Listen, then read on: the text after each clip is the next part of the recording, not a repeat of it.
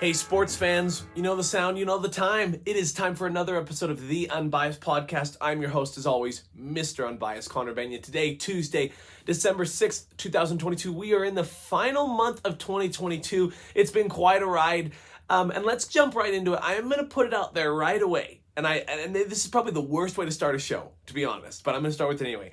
It's going to be one of the shorter episodes, and I'm not going to talk too much, and it's going to be one of the shorter episodes.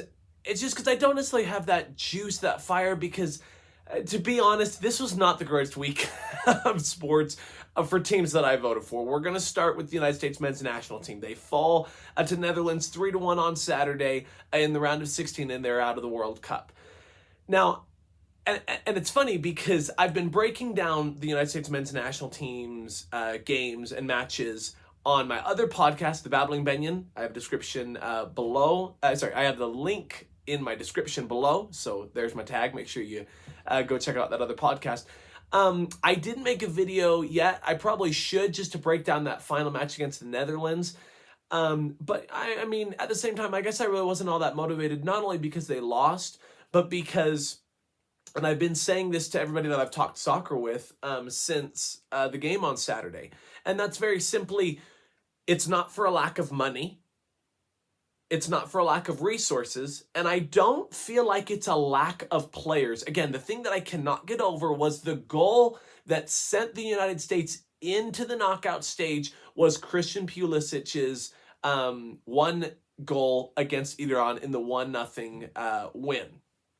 And I look at that and I say, to me, there were 6 players, and maybe I said this already, so I apologize if I already said this, but I look at the 6 players that absolutely changed that game, that were really the pieces that led to that goal happening. And I get that 6 is half of the field. It's more than half of the field, of the 11 players. But I think of Nat Turner, the goalkeeper. It begins with his distribution of the ball. Nat Turner plays internationally at the highest level of soccer internationally. It goes out.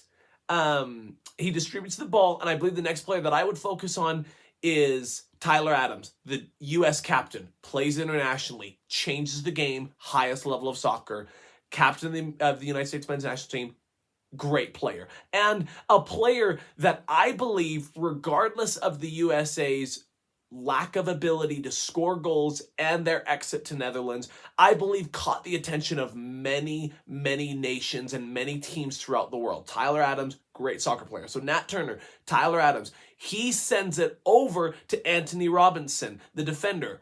What about Anthony Robinson? Plays internationally, highest level of soccer. He gives it to Weston McKennie, who's coming off of an injury, but sends one of the most beautiful crosses that I felt throughout the entire tournament, not just the United States, but in the tournament altogether. Beautiful cross from Weston McKennie. What about Weston McKennie? International soccer, highest level on the planet. He sends a beautiful cross, pinpoint to a cutting who? Sergiño Dest. What about Sergiño Dest, the defender, who makes a unbelievable header and puts it right on frame from the perfect cross? What about Sergiño Dest? Sergiño Dest, international soccer player, highest level of soccer on the planet, to a cutting and a player who put his body on the line to Christian Pulisic, a player who was well behind his defenders, but put in the effort, put in the work, knowing what was going to happen, smashes through, gets solid contact, and scores the goal that sends the United States to the knockout stage. Christian Pulisic,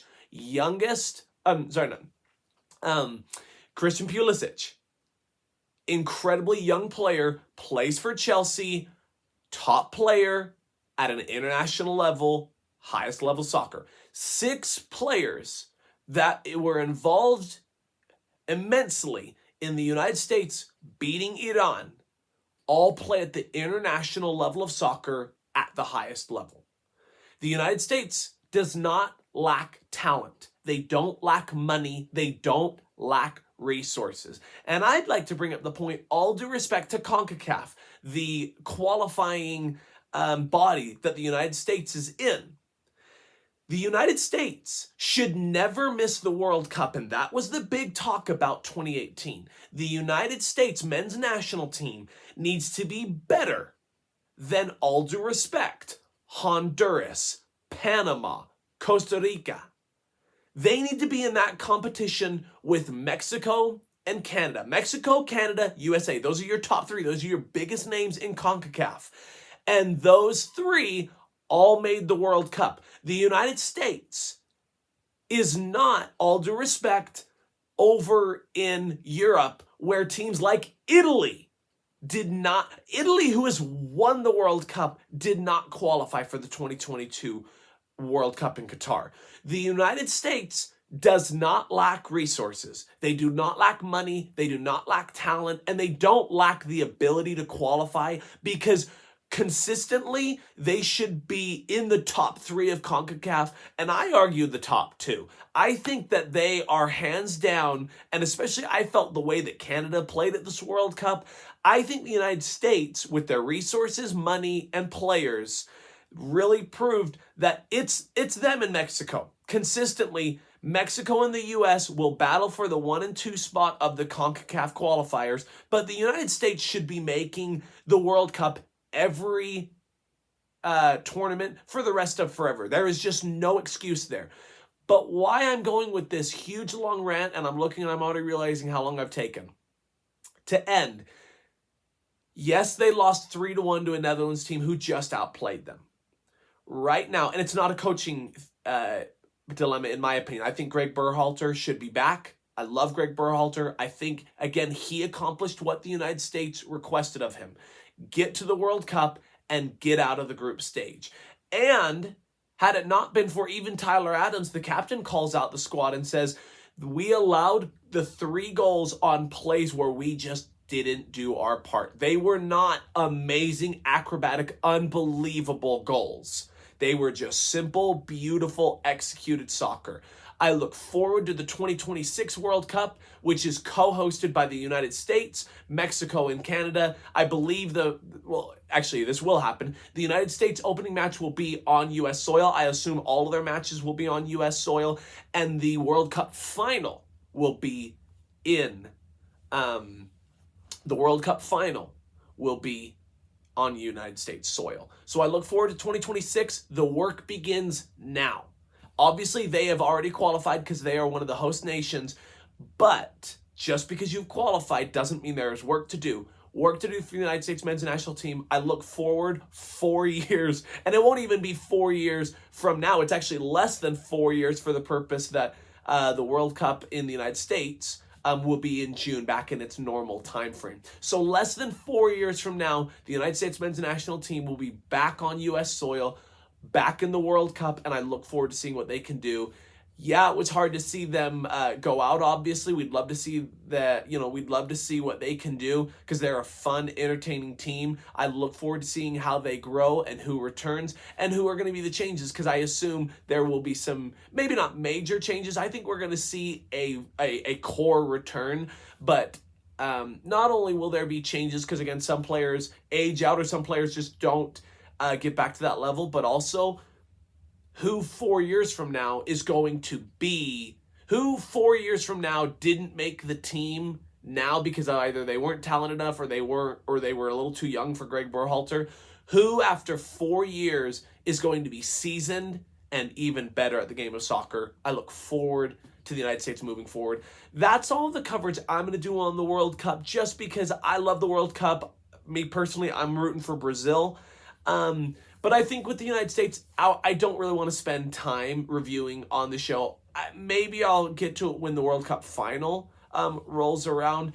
But just to let you know, as of right now, my plan is to be done with the World Cup. The United States men's national team falls to Netherlands 3-1 on Saturday, ending their World Cup run in Qatar. But boy, it was good to have them back, and it was the correct and right step upward for the United States men's national team. We go to the NBA. The Utah Jazz didn't have a ton of games since we last met. They played Wednesday against the Los Angeles Clippers and won that game. On Wednesday, November 30th, they beat the Clippers 125-112. And then Friday night, I was at the game. I guess you can't see it. It's my Jazz sweater. They won that game 139-119. It was Star Wars night. I was glad to be there with some great friends and family. Loved being there. 139 points. Again, the Jazz keep rolling. They find ways to win. They find ways to score the basketball. Mike Conley not being in is continuing to show how important of a role he played, but I was glad to see them beat a Pacers team that was fourth in the East at the time, when they played them. So 119 points. The three-point shooting was done well. Lauri Markkanen continues to show his abilities. Jordan Clarkson had a really interesting game in the way of, I think he went scoreless in the first quarter, maybe even the first half, but ended up having double digits. I believe all 5 starters had double digits. Markkanen had a double-double. Walker Kessler off the bench had a double-double. Great game altogether. So a quick 2-game win streak, and then they lost a heartbreaker to Portland the following night on Saturday, 116-111. In a game that I'm not going to talk a lot about, because the more I talk about it, the more I'm going to bring up that I felt that the officiating greatly influenced the game. But here's where my unbiased view comes in. And I will say this forever. And I'll say this about the college football playoff coming up in just a second, because that'll be the next segment we get to. You can't put yourself in that situation. It just gets so simple, so straightforward. You just simply cannot put yourself in the situation to let officials dictate the game. That I get where that's hard to say, because sometimes, and I felt this a little bit on Saturday, if the opposing team is making it so you literally can't play the game, i.e. you're going up for a layup and someone smashes you right in the forearm and bends it backwards, yeah, that kind of makes it hard to play the game of basketball if that happens to you. But you can't put yourself in that situation. The game was close enough. Anthony Simons, I believe is his name, had a career high, like 40-something points. And so and unfortunately, in that case, I shouldn't say you can't let that happen. The defense on Simons was tremendous. There was nothing else to do. He just had an on night, and the Jazz end up losing that game. But, just simply they're going to keep battling. They are playing one of the most difficult schedules to start the season before the All-Star break. They're playing a lot of back-to-backs. A lot of games have been played in a very small amount of time, relatively. And they're just going to keep, playing on. I love the Jazz. This team is so wildly entertaining to watch. And again, without Mike Conley, it continues to show how big of a role he played. But I've loved to see the play from Colin Sexton, the young bull. Colin Sexton was my number one acquisition. I love Colin Sexton. I've loved him since his time at Alabama. He is an amazing basketball player, and I love to see the energy and the effort that he puts in and night out. And he's taking advantage of his time. When Mike Conley comes back, I believe Mike Conley will get back into that starting role. But it's good to see it's good to see Colin Sexton doing the best that he can in the role that he is. Again, this is a new system for him, and you also have to remember he's coming off of an injury that sidelined him almost, if not all of last year. So that's all for the Jazz. Just to let you know their upcoming schedule from the time that we till the time that we meet next. They play Golden State at home. They host Golden State tomorrow. They host Minnesota on Friday. They are at Denver Saturday. Another back-to-back again, something that's kind of hard to do. And then Tuesday the 13th. So the next time, I won't have this game covered, but Tuesday the 13th, they host New Orleans, and that's interesting. I'm just looking at this. They host New Orleans, and then they actually host New Orleans 2 days later. So that's interesting. The 2 games against the same opponent in a matter of 3 days. So that's all that we're going to talk about the Utah Jazz and the NBA. We hit college football. Let me grab my papers and let me focus and get my overall record sorry, I'm making sure I can get the paper in there. My overall record is 171 wins, 112 losses, games that I did not predict correctly. My NCAA record overall is 57-31.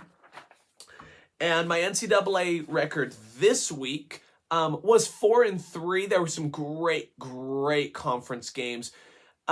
Games I'll start with correct on.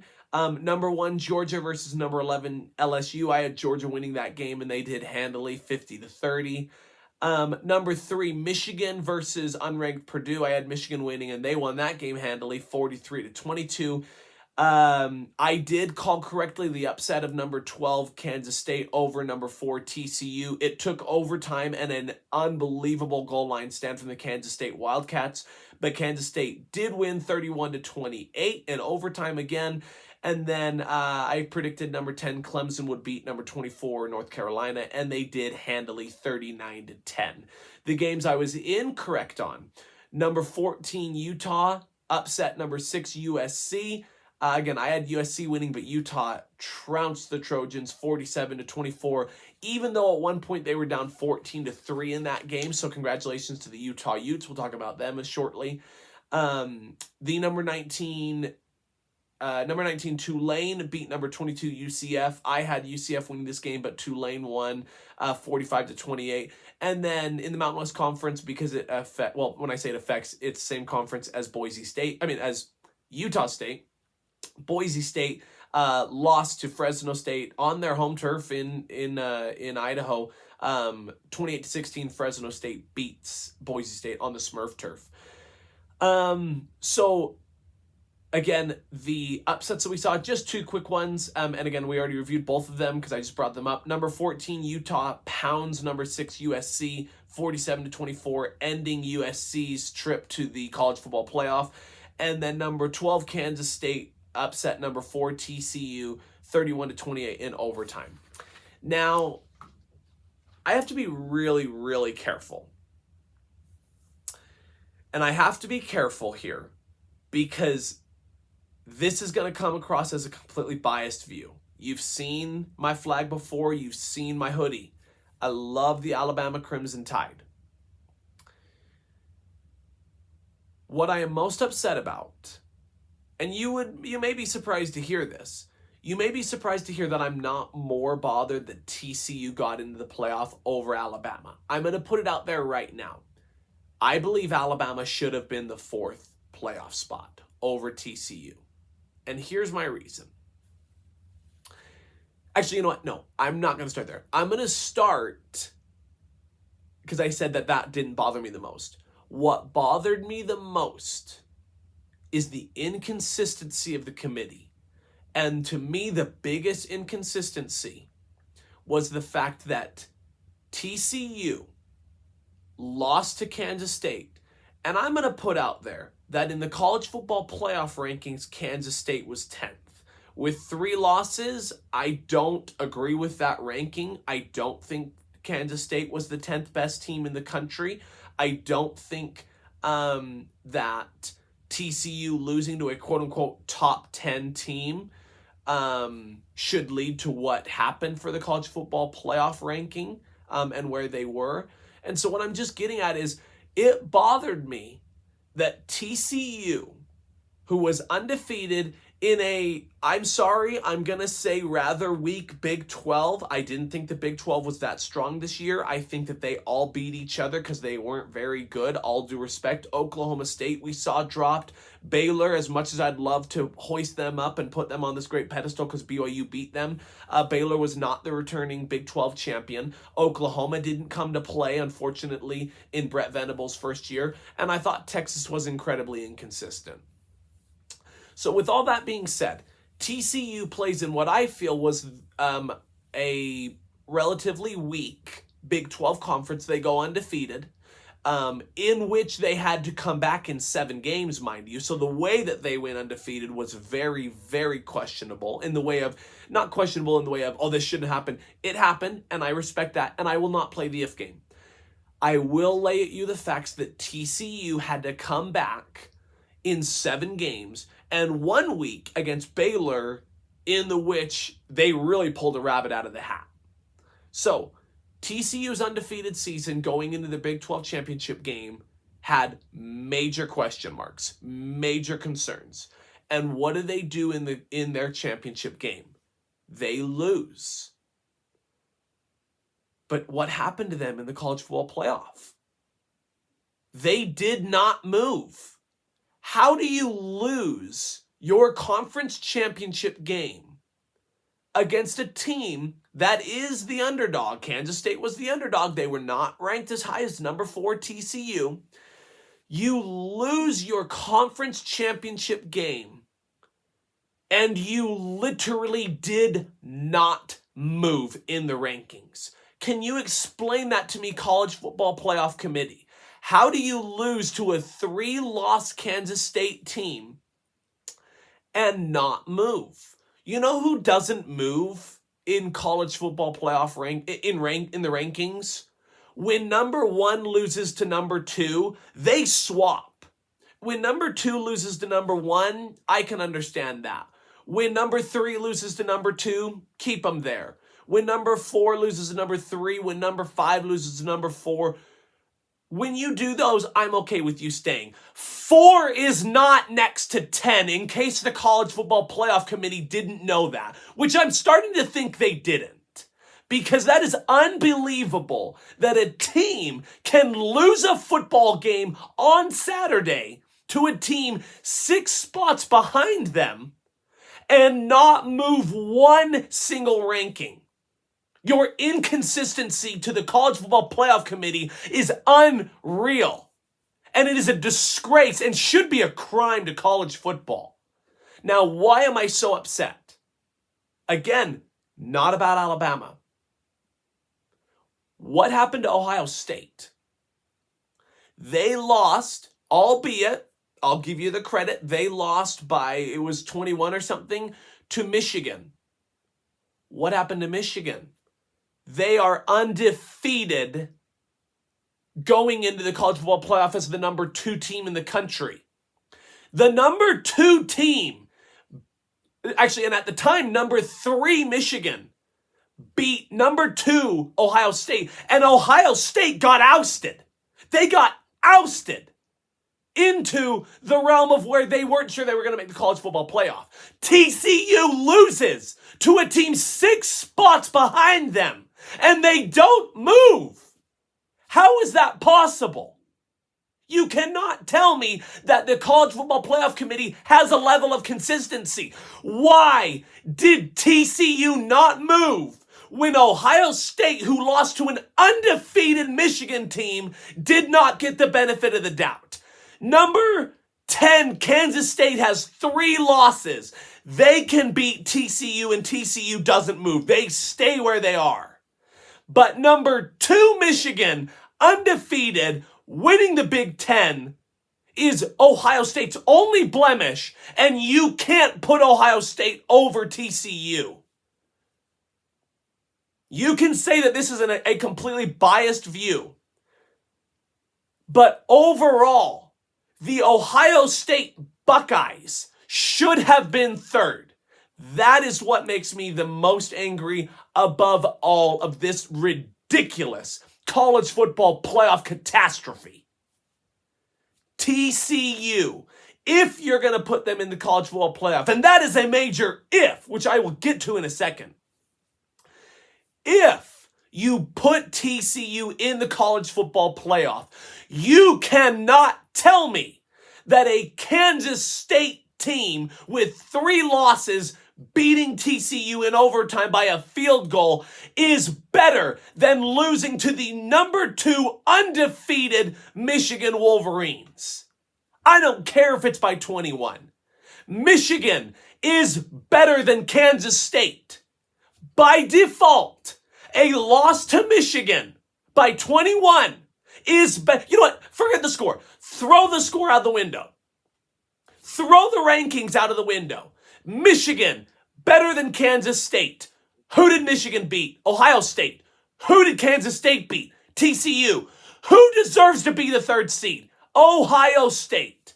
Do not, College Football Playoff Committee, come and tell me that TCU deserves the 3rd spot because of their 3-point loss to number 10 Kansas State when undefeated Michigan defeats undefeated Ohio State, and that is Ohio State's only blemish.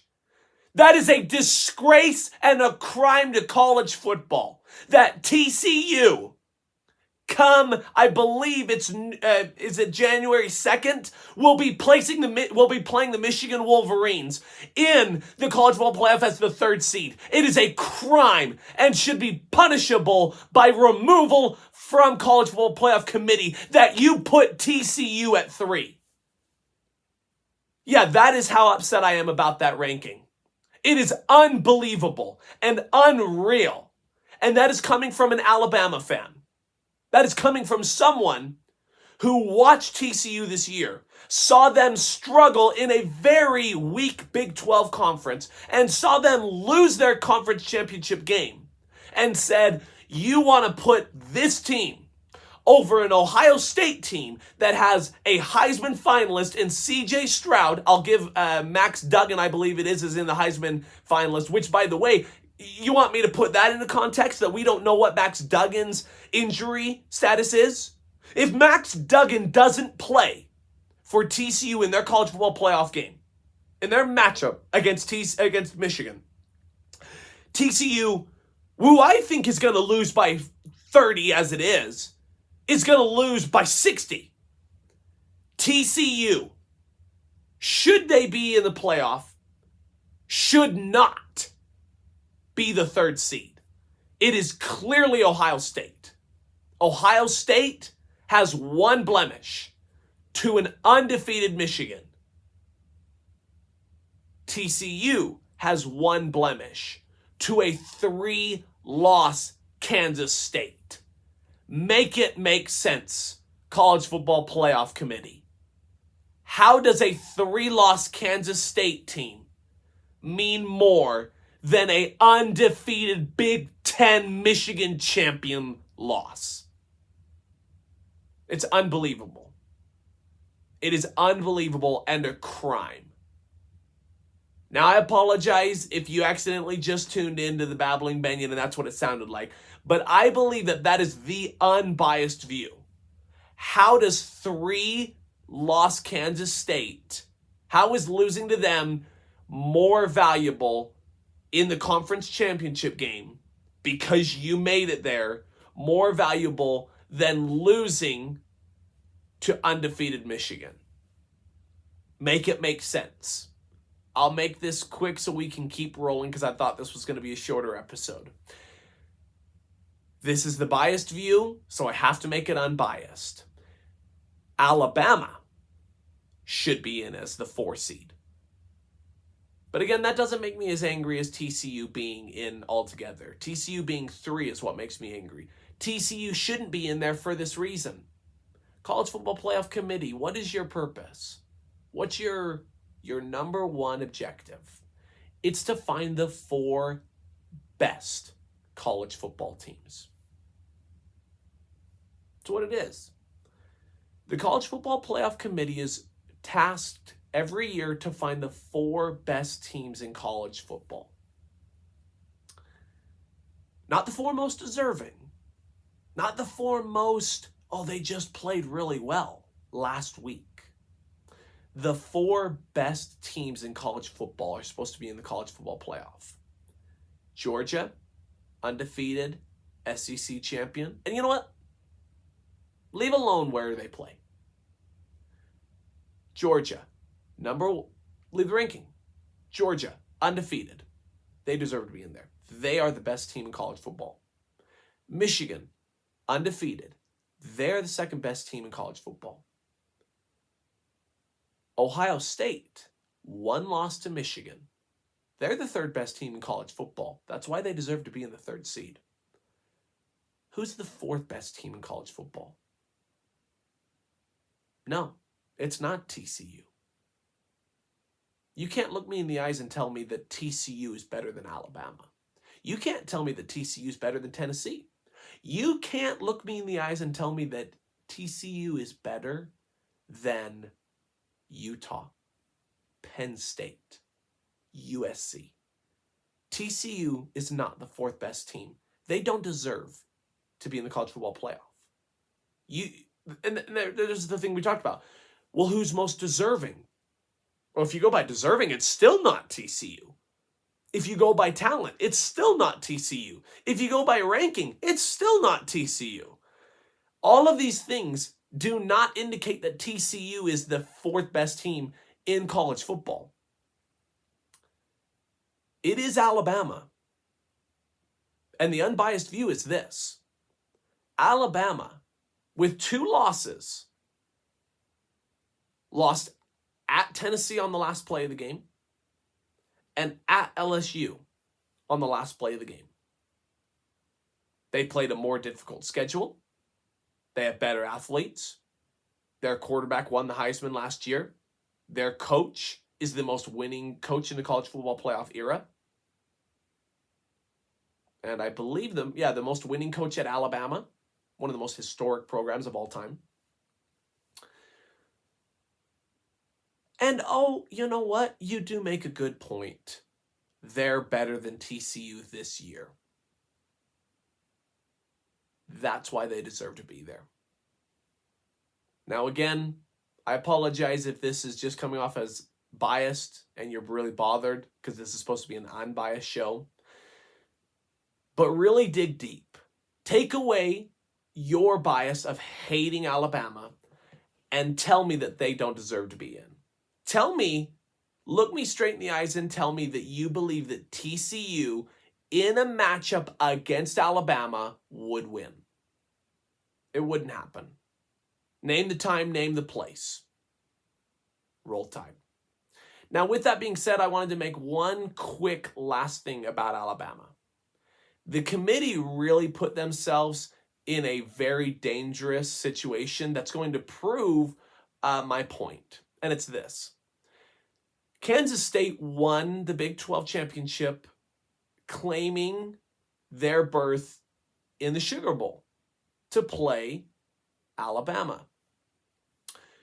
If Alabama beats Kansas State, which I think they will, by the way, while I'm thinking about this super quick, I'm probably not going to review much of, I'm probably just going to review the New Year's 6-day bowl games when they approach the college football playoff, when it gets through.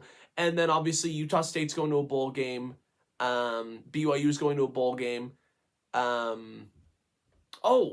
I forgot to review. I apologize. I don't have the score in front of me. Let me pull it up.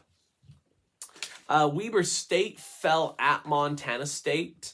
I think I forgot to put that in my paper. So I did guess that correctly, though. So technically my record, actually, now I'm going to have to fix my record again. Sorry. I just remembered, because they're in the FCS, it doesn't pull up on my app all that often.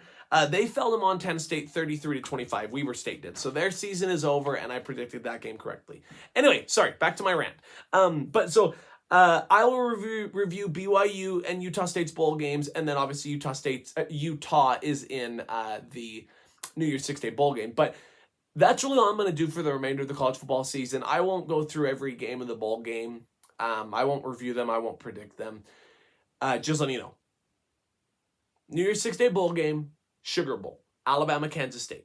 Should Alabama defeat Kansas State, which I think they will, and I think they'll defeat them rather handily, to be honest. Should Alabama defeat Kansas State in the Sugar Bowl, there's a large argument that says, well, Alabama beat Kansas State, and Kansas State beat TCU. So can you help me understand why exactly TCU got into the playoff over a team that beat the team that beat them? I don't like to play that, well, this team beat this team, beat this team, beat this team very often. But in this case, I feel like it's pretty self-explanatory, and I feel like it is more true than not that Alabama's better than TCU. Alabama's better than Kansas State. Kansas State beat TCU. If Alabama can beat Kansas State, they could beat TCU, and they would. So, obviously, we'll never know. I look forward to the day, if it happens, where we get like magic crystal balls where you can look into other dimensions and say, oh, yeah, Alabama played TCU and they beat them, and it's proof that they should have been in the college football playoff. So, for the second time in college football playoff history, Alabama does not make the college football playoff. And for the first time in college football playoff history, Alabama and Clemson both missed the playoff. First time in history. So, pretty wild. I'm going to calm down. I guess I did have more juice than I thought I did. But I do believe that it was a mistake, and it was a injustice to put TCU not only in the playoff, but as the third seed. It was wrong. I hope that Michigan rolls them by 40. Anyway, that is all for the college football scene. We hit the NFL to conclude. And my NFL record, let me get this real quickly. My NFL record is 114 wins, 81 losses. Games I was incorrect on. This week I went 10-5. This week I was incorrect on, let me go through. Thursday Night Football, Bills at Patriots. I had the Bills winning, and they were victorious 24-10. Steelers at the Falcons, a game I had wrong. I had the Falcons winning this game. Steelers won 19-16. Packers at Bears. I had the Packers, and they were victorious 28-19.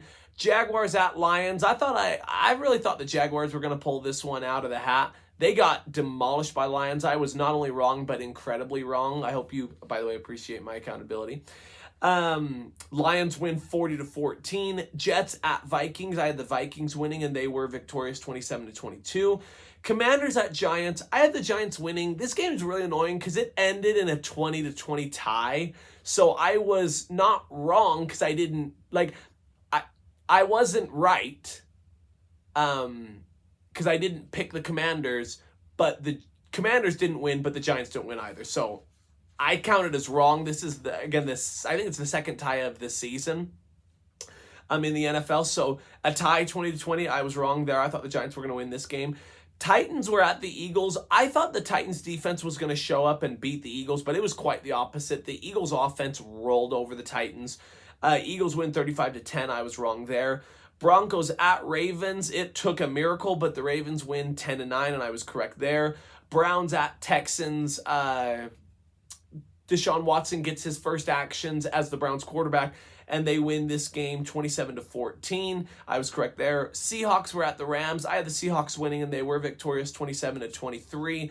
Dolphins were at the 49ers. I had the 49ers winning this game, and they were victorious 33-17. Chiefs at Bengals. I'm not going to spend time. I just wanted to put out there, I had the Bengals winning because that is just what made sense to me. The Bengals give the Chiefs matchup nightmares. Chiefs have won 5 in a row. It's hard to keep winning week after week. This is the first game of a 3-game road trip for the Chiefs. I had the Bengals winning. I was right. I'll pick against Kansas City if you give me a reason. And the Bengals were victorious, but boy, what a game it was. What a game for Patrick Mahomes and the Chiefs. Again, I still think that they're the most complete team, and I look forward to seeing what they do, knock on wood. But we'll see what happens moving forward. As of this week, the Bengals got the best of them, and they've beaten the Chiefs 3 times this calendar year. Congrats to them. I'm on a huge win. Bengals win 27-24. I was correct there. Chargers were at the Raiders. I had the Chargers winning this game, and the Raiders won this game 27-20, so I was wrong there. Colts were at the Cowboys on Sunday Night Football. It was a slaughter fest. Cowboys win 54-19, big over those Colts. And then Sunday Night Football, it looked like it was all doom and gloom for the Buccaneers, but they rally at home and beat the Saints 17-16, and I had the Buccaneers winning that game. Bye weeks for the Arizona Cardinals and the Carolina Panthers. Again, I went 10-5 this week. This week, less games on the bye weeks are the Atlanta Falcons, Chicago Bears, Green Bay Packers, Indianapolis Colts, New Orleans Saints, and Washington Commanders. So for this week, I believe it's just 13 games. Raiders at Rams on Thursday Night Football. I've got the Rams winning this game, and I just wanted to put out there, I don't know if they'll announce it because maybe I don't have the math right, but if my math is correct, if the Rams beat the Raiders and the Chiefs beat the Broncos, which we'll talk about in a second, if that were to happen, I believe the Chiefs would win their division. And that's even if the Raiders beat the Chiefs. That would be even if the Broncos beat the Chiefs and the Raiders beat the Chiefs, because they both have the same, they would have split the season series 1-1. They'd have the same division record at 4-2, but like opponents, the Chiefs already have a better record of like opponents, and they could still lose to the Seahawks, Texans, Broncos, and the Chiefs would still, and the Raiders would have to beat the 49ers. and the Chiefs would still have a better like opponent record. So, and again, maybe that's not true. Maybe my math is off. But I'm pretty sure if the Rams beat the Raiders and the Chiefs beat the Broncos on Sunday, I'm pretty sure that the Chiefs clinch their division, which is crazy. But anyway, so I thought little fun piece of trivia for you there. But I do have the Rams winning this game. I think being at home, their game against the Seahawks, I thought that they played well, and I think Perkins is getting in there, getting more confident. I like this Rams team finding a way to beat the Raiders on Thursday Night Football.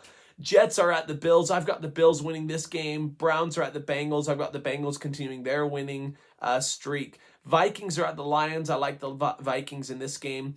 Jaguars are at the Titans. I like the Titans. Eagles are at the Giants. I like the Eagles to keep flying and win this game. Ravens are at the Steelers. I like the Ravens to win this game with or without Lamar Jackson. I like the Ravens in this matchup. Chiefs at Broncos. I've got the Chiefs winning this game. Buccaneers are at the 49ers. I like the 49ers. Panthers are at the Seahawks. I've got the Seahawks. Dolphins are at the Chargers on Sunday Night Football, and I like the Dolphins to pick up this game. And the Patriots are at the Cardinals, and I've got the Cardinals winning this game on Monday Night Football. So again, teams that I've got winning: Rams, Bills, Bengals, Cowboys, Vikings, Titans, Eagles, Ravens, Chiefs, 49ers, Seahawks, Dolphins, Patriots. Those are my NFL predictions. I'm going to get you out of here. And I apologize, I left my cards off screen, so I'm going to take this off. I'm going to go get my cards, or my papers, to indicate the transition. So give me 1 second, sorry. And I'm not going to, I could do elevator music with my mouth, but I'm probably not going to. If I did, I'd probably be like, do. But I'm not going to do that as I step away. So let me grab those papers super quick.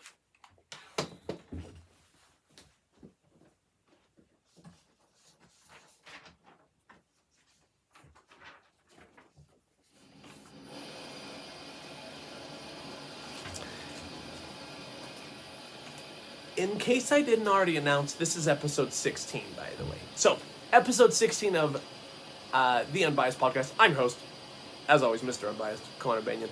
No, I'm not starting the show. I had to step off. Okay, now as I was saying, unfortunately, nobody asked me anything, unfortunately, again. But that's okay. So, our concluding segment, for real, Connor's question. I didn't have anybody answer my question again as well, so double, sorry. But my question for this week, should you want to answer, is very simply, who do you think should have been in the college football playoff? You heard my rant. I want to know your rant and your answers. Who should have been in the college football playoff? That is the question this week for Connor's question. Thank you so much for tuning in. Hope you have had a wonderful time enjoying the show. Again, I will admit that college football playoff rant really took me out there. I apologize. But I hope you enjoyed it. And again, I hope that it was more unbiased than biased, just because I think that sometimes we look at factual things and say, well, it's just your biased opinion. But that's really hard to look at and say, was the college football playoff committee consistent? And if they were, help me understand where they were, because I just felt like it was so inconsistent. But nevertheless, thank you so much for tuning in. Hopefully, again, you enjoyed this episode. Again, I'm your host, Mr. Connor Bennion, Mr. Unbiased, Connor Bennion. As always, thank you so much. Please remember to comment, like, subscribe, and share. Thank you so much. Have a wonderful day. Enjoy the Christmas season as it approaches, and I will catch you next week. Thank you. Have a great day.